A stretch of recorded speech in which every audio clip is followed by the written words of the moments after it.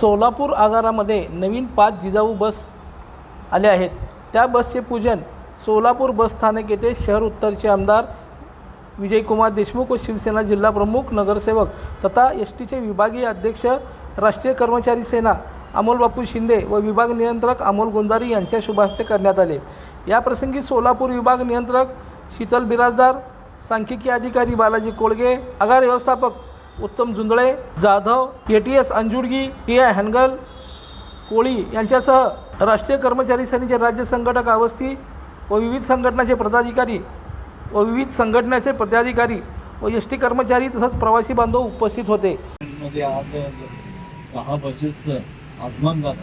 गेल्या अनेक दिवसापासून परिवहन मंत्री नाईक साहेबांचे सातत्यानं पाठपुरावा करतो व तसेच संघटनेमार्फत शिवसेनेचाही पाठपुरावा हे करत होते आणि मी खरंच आपले परिवहन मंत्री व तसेच या राज्याचे मुख्यमंत्री देवेंद्र फडणवीस यांचा सगळ्यांचे मी आभार मानतो।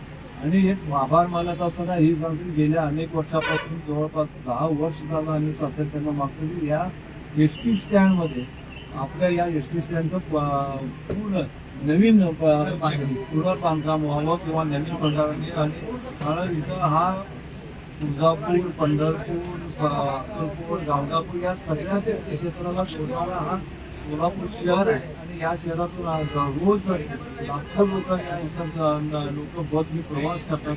बस उभारायला जागा नाही आहे आणि प्रवासांची सोय होण्यासाठी एस टी स्टँडचं पूर्णपणे आधुनिक पद्धतीने स्टँड व्हावं अशी त्यांना मी विनंती करतो आणि राहिलेली बस लवकरात लवकर मिळावी। सरनाईक साहेब यांनी या बसेस माझा विजयकुमार देशमुख मालकांनी पाठपुरावा केला, आम्ही संघटनेच्या माध्यमातून पाठपुरावा केला, प्रशासनाने वारंवार बसेसची मागणी केली।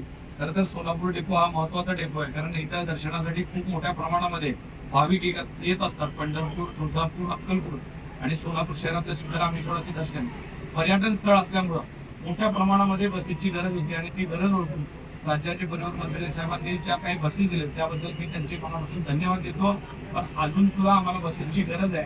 मी आजच त्यांना आव्हान करतो की परत साहेब आम्हाला सगळ्या डेपोला बसेस मिळतील आणि त्या सगळ्या बसेस पुरवण्याचं काम आपण कराल अशी मी आपल्याला विनंती करतो। लाईक करा, कमेंट करा आणि हो सबस्क्राईब करायला विसरू नका।